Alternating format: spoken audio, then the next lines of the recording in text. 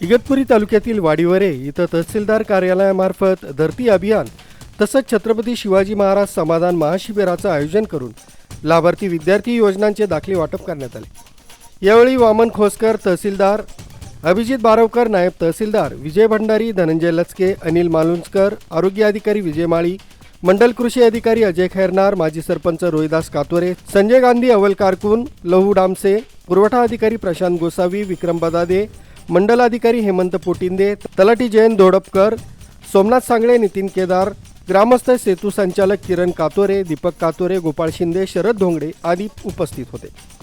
Sharad Dhongade, news 7 Marathi, Igatpuri.